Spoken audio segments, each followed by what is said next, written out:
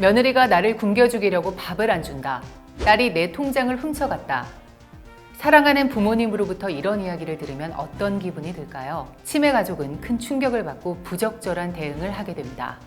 화를 내는 것이죠. 치매는 노인 암 환자보다 간병 기간이 4배 이상 길고 하루 12시간 이상 강도가 센 간병 부담을 져야 합니다. 치매 가족들은 극심한 스트레스 속에서 하루하루를 버티고 있는데요. 원광대 의대 예방의학과 이영훈 교수님이 21만여 명을 대상으로 조사한 결과 치매 환자와 함께 사는 환자 가족의 절반 정도가 수면장애로 고통받고 있는 것으로 알려졌습니다. 오늘은 알츠하이머 치매를 앓고 있는 아버지를 11년째 간병하고 계시면서 아버지를 더 잘 모시고 싶어서 각종 치매 관련 책과 정보를 읽고 치매 가족 가이드북을 낸 홍경환 저자를 모시고 치매 가족에게 꼭 필요한 정보와 치매를 예방하는 현실적인 방법을 알아보겠습니다.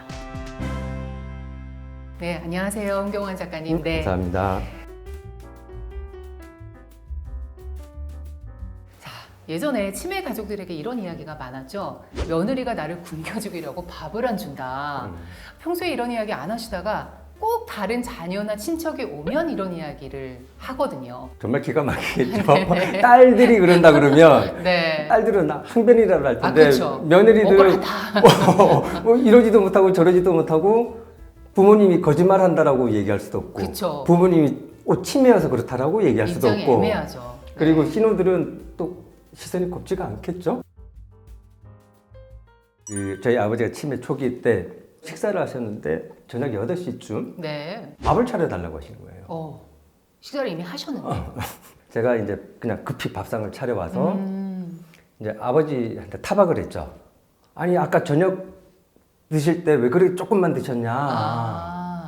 근데 거기서 만약에 아버지가 식사를 하셨는데 왜 또 차리라고 하느냐라고 하면 아버지를 비난하는 게 되고 그렇죠. 일단은 그렇게 해서 아버지의 어떤 체면을 조금 살려드리면서 살리면서 상황을 네. 종결시켰던 거였죠. 실제로 그런 상황이 매번 하루에도 몇 번씩 오면 많죠. 사람인지라. 매일매일이죠. 네. 지금 우리 아버지 같은 경우에는 진행자님을 여기서 뵙고 잠깐 화장실 다녀오시면 처음 뵙겠습니다라고 하면 인사를 할 거예요.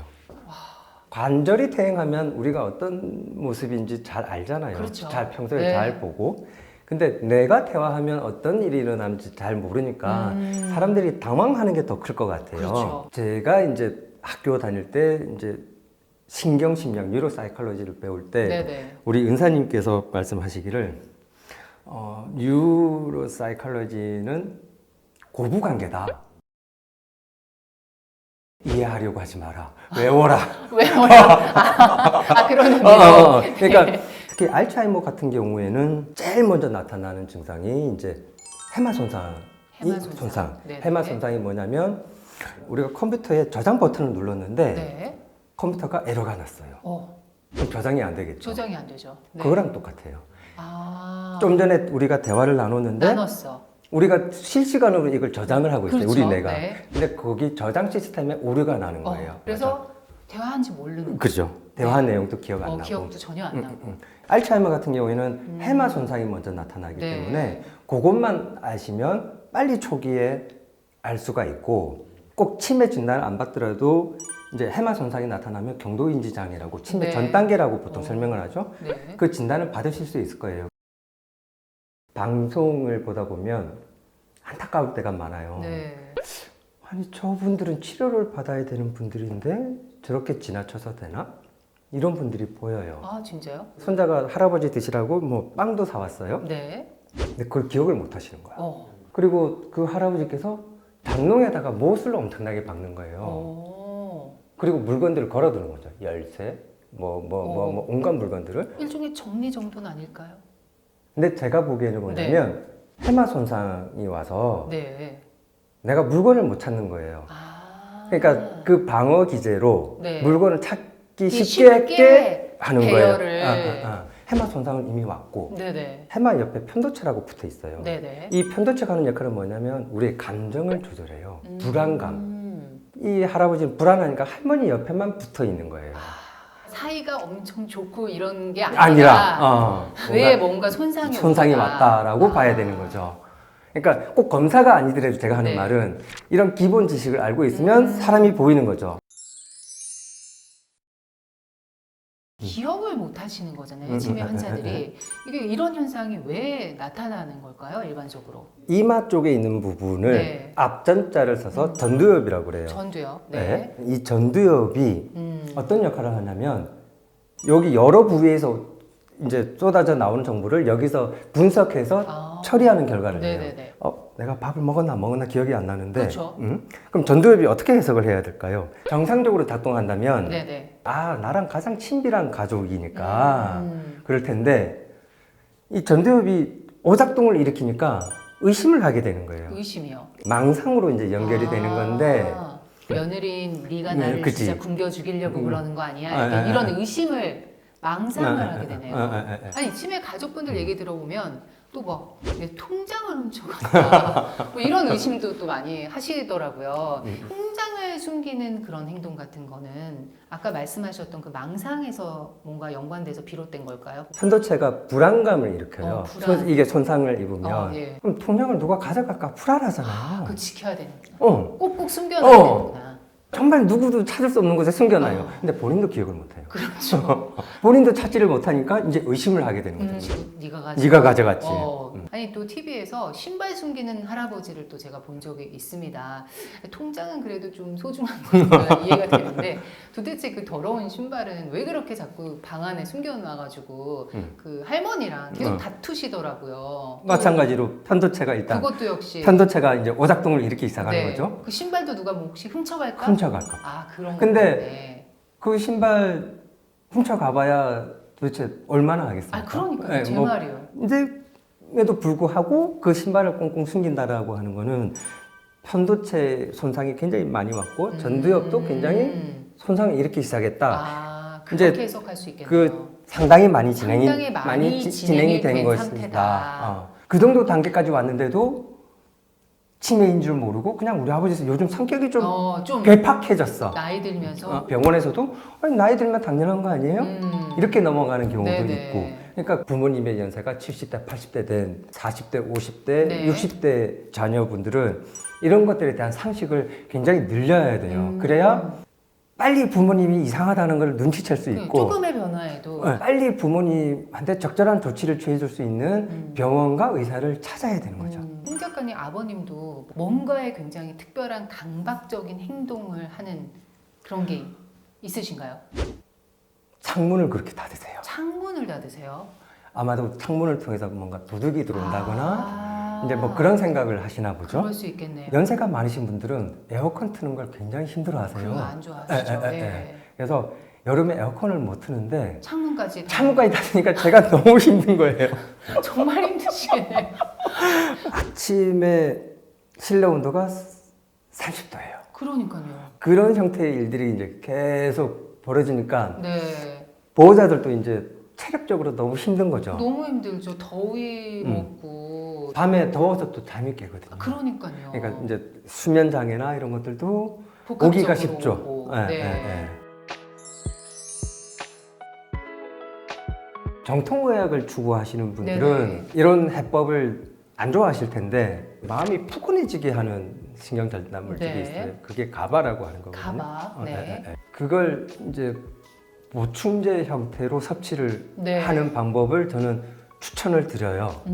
그리고 우리 몸에서 가바가 생성 많이 되도록 하는 방법 중에 하나가 뭐냐면 명상이에요. 명상. 이제 그 치매 환자들을 돌보는 이제 주간보호센터나 네. 이런 데에서도 그런 프로그램들을 좀 많이 실시를 해야 된다고 생각하고 네. 정부에서는 그러면 치매 환자들 대상으로 명상 프로그램을 많이 보급하려면 어떻게 해야 될지 네. 그걸 이제 나라에서는 만들어서 논의를 이제 좀 해서 네. 보내주도록 해야 되고 그러면 보호자들의 부담이 많이 줄어든다라고 저는 생각을 하고 있어요. 요즘에 이제 보면 사람 찾는 문자에 많이 오는데요. 종로구에서 목격된 뭐 누구 씨를 찾습니다. 그러면서 82세 남성 키 몇 센치 검정 패딩 이렇게 인상착의를 알려주는데 이분들이 대부분 치매 환자의 네. 실종 사건이더라고요.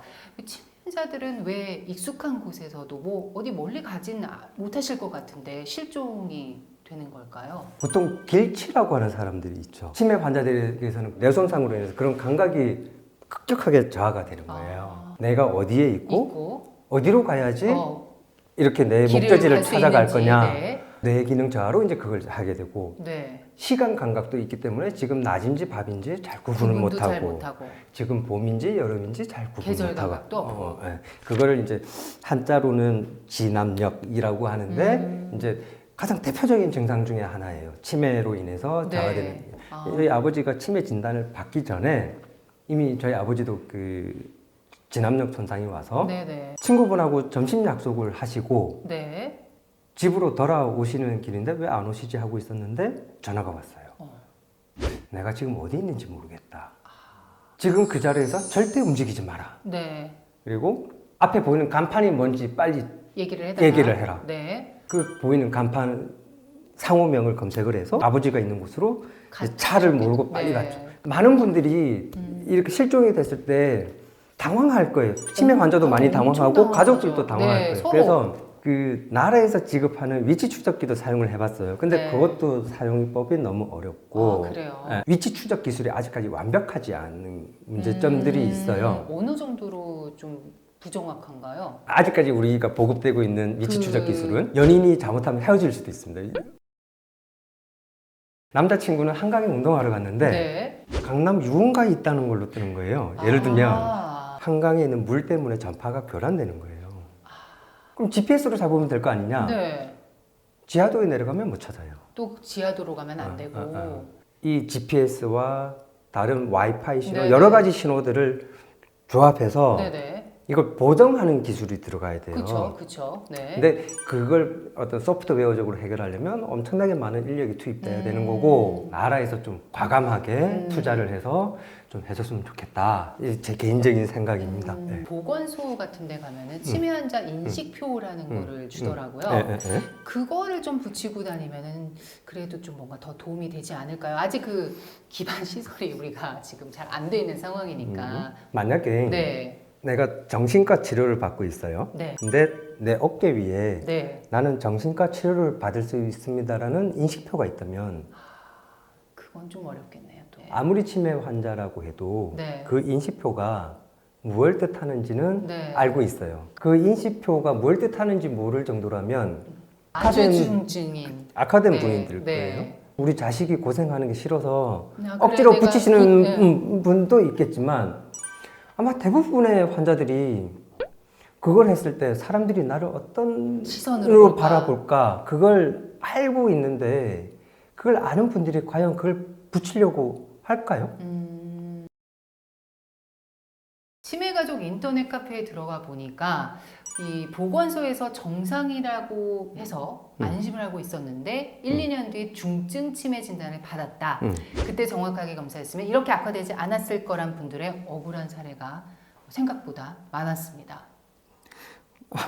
이건 제 사례여서 아, 보건소는 네. 아니지만 네네.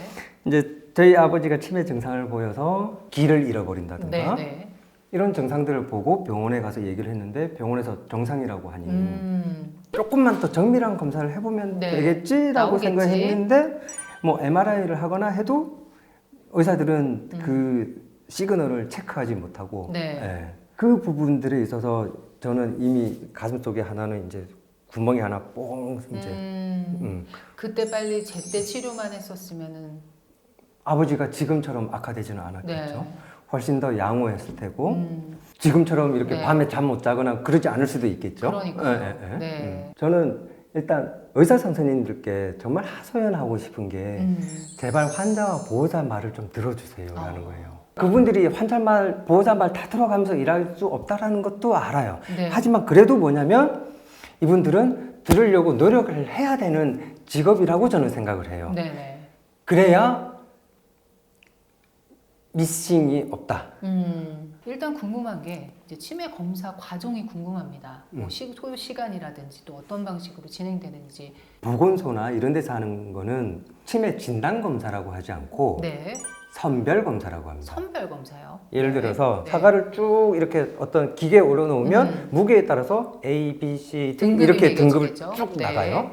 근데 그렇게 해서 나눴다고 해서 이 사과가 정말 맛있는지 영양가가 풍부한지 그건 알 수 없어요. 그쵸. 단순히 무게만 크기만 놓고 크고, 예. 그걸로 선별을 하는 거예요. 아, 이 선별이라고 하는 거는 이분은 좀 치매일 가능성이 높다 아니다 정도만 선별을 하는 것이지 네. 진단이 아닌데 진단은 아니다. 진단은 아니다. 근데 보건소에서 이 선별 검사를 놓고 어르신 정상이에요. 이렇게 얘기하는 게 너무 많다라는 거고 네. 그렇게 너무나 확신 있게 정상이에요.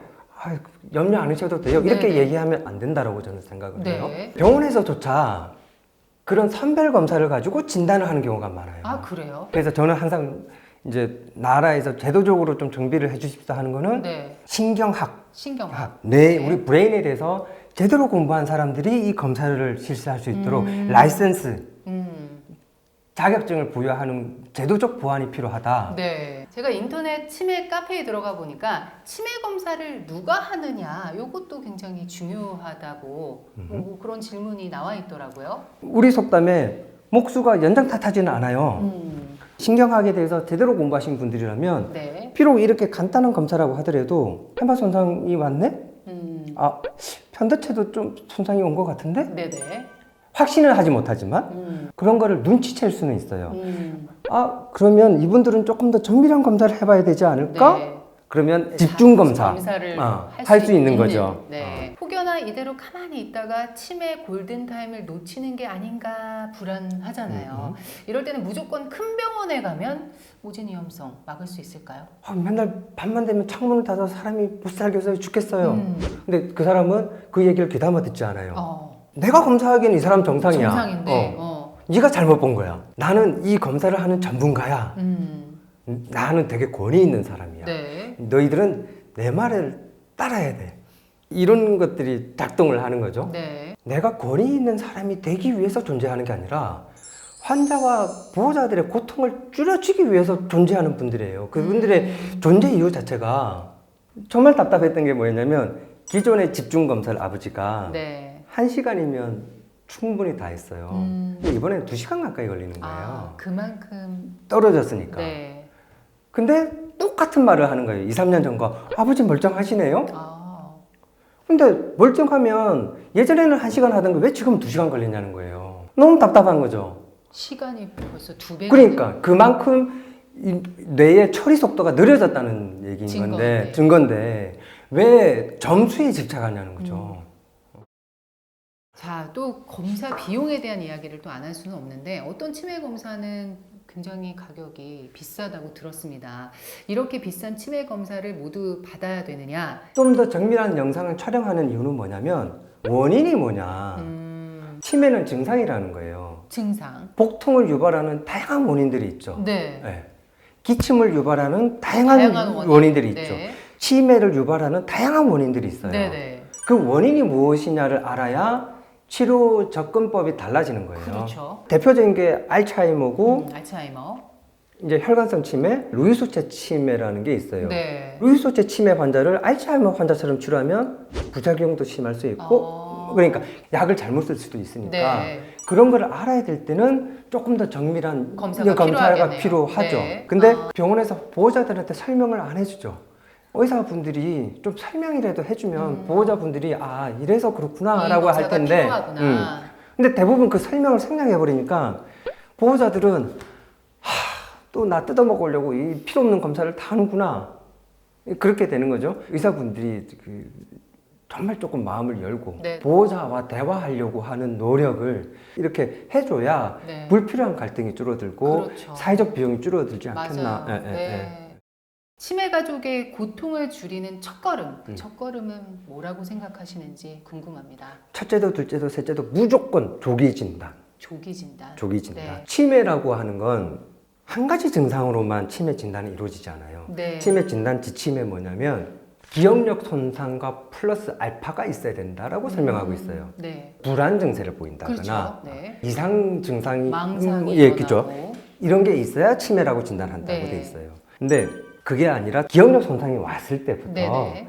이게 치매 진단은 못 받는다고 하더라도 뇌에 손상이 왔구나. 이거는 빨리 가족들이 알아차려야 되는 네네. 거고 병원에서도 그걸 인정하고 뭔가 대처 방법, 조치를 취해주는 것. 경도인지 장애 단계에서는 약물 처방이 아무 소용 없어요. 그래요? 근데 방법은 있어요. 어떻게 해야 돼요? 운동이에요. 운동이요? 과학적으로 입증된 유일한 유일한 거는 유산소 운동이에요. 유산소 운동. 음. 그러면 어르신들 많이 걷고 산책하는 게 그래서 굉장히 도움이 많이 중요한 된다는- 거죠. 아. 그리고 그런 공간을 만들어 주는 거. 네네.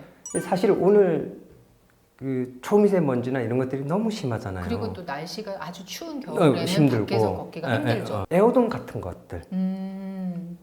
그런 것들을 만들어서 추운 겨울에도 운동할 수 안에서, 있고, 그죠? 네. 치매 환자가 발생 안 하면 안 할수록 국가적으로는 재정이 절감이 돼요. 그쵸. 그 에어돔 설치하는 비용으로 치매 환자 몇만 명을 줄일 수 있다면 국가적으로- 얼마든지 투자를 해야 되는 거죠, 얼마든지 진짜. 투자를 해야 네. 되는 거예요. 그거는.